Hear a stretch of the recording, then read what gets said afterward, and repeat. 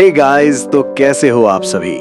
Welcome back to another story time video. तो जिसने भी स्टोरी का पार्ट 1 नहीं देखा है, मैं सीरियसली रेकमेंड करूंगा कि उसे पहले देख लो, क्योंकि तब ये स्टोरी आपको और भी क्लियरली समझ आएगी। मैंने पार्ट 1 की लिंक डिस्क्रिप्शन में डाल दी है, आप वहां से देख सकते हो और चैनल पे जाके भी इजीली चेक कर सकते हो। तो पिछले पार्ट में मैंने बताया था कि कैसे मैं अपनी क्रश को प्रपोज करने गया था और उसने मुझे थप्पड़ मार दिया था और ऊपर से ये भी कह दिया था कि अब वो तुम्हें नहीं छोड़ेगा। और उसके बाद जो हुआ वो तो और भी क्रेजी था। जब स्कूल ऑफ हुआ तो कुछ सीनियर्स मुझे घेर के मारने लगे थे और ऑनेस्टली उस टाइम मुझे समझ ही नहीं आ रहा था कि हो क्या रहा है।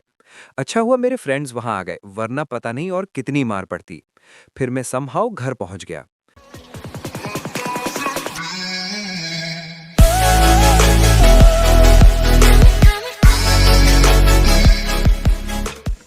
जब मैं घर आया तो मेरे लेग्स लिटरली दर्द से टूट रहे थे, चलना भी मुश्किल हो रहा था। मैं डायरेक्ट अपने रूम में गया, बिना किसी से ज्यादा बात किए, और बस बेड पर बैठकर सोचने लगा, यार मैंने ऐसा क्या कर दिया। सिर्फ प्रपोज ही तो किया था, इसके लिए इतनी मार।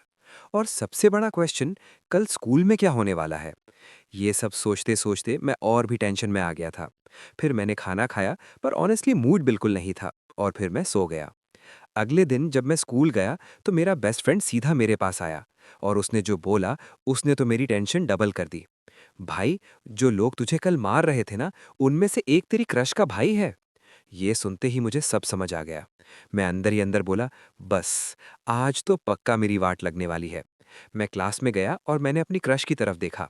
वो भी मुझे देख रही थी, पर इस बार उसके फेस पे स्माइल नहीं थी। उसका चेहरा लिटरली उतर गया था, जैसे उसको ऑलरेडी पता हो क्या होने वाला है।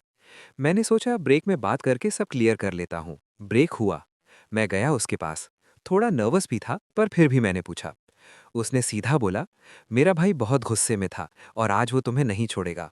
मैंने थोड़ा एटीट्यूड में बोला, ठीक है देख लूंगा, और वैसे भी तुम मुझे पसंद हो तो तुम्हारे लिए मार भी खा लूंगा। सच बोलूं तो उस टाइम थोड़ा फिल्मी हो गया था मैं। मेरी क्रश ये सुनकर थोड़ी इमोशनल हो गई। मैंने फिर पूछा, अगर वैसे भी मुझे मार पड़नी ही है तो तुम अपना आंसर बता दो। थोड़ी देर चुप रही, फिर हल्की सी आवाज में बोली, हाँ। भाई, उस मोमेंट का फीलिंग आज तक भूल नहीं पाया मैं। एक तरफ खुशी कि उसने हाँ बोल दिया, और दूसरी तरफ डर कि अब क्या होने वाला है। मैं स्टार्टिंग से ही थोड़ा सॉफ्ट हार्टेड रहा हूँ, तो उस मोमेंट पर मैंने डिसाइड किया था कि बस इसी को सीरियसली लूंगा और किसी और के बारे में सोचूंगा भी नहीं।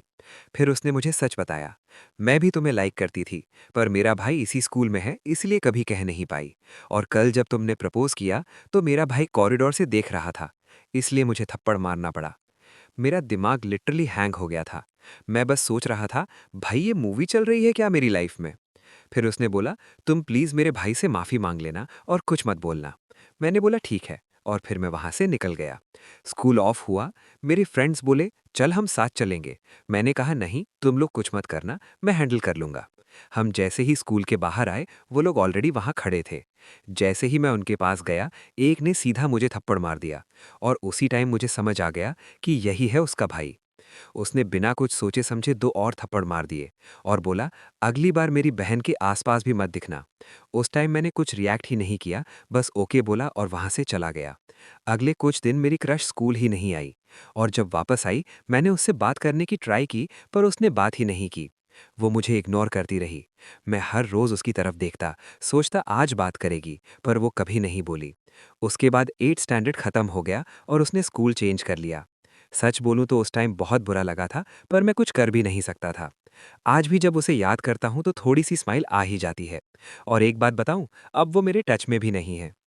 बस गाइस, यही थी आज की स्टोरी। मिलते हैं एक और न्यू वीडियो में। तब तक के लिए बाय।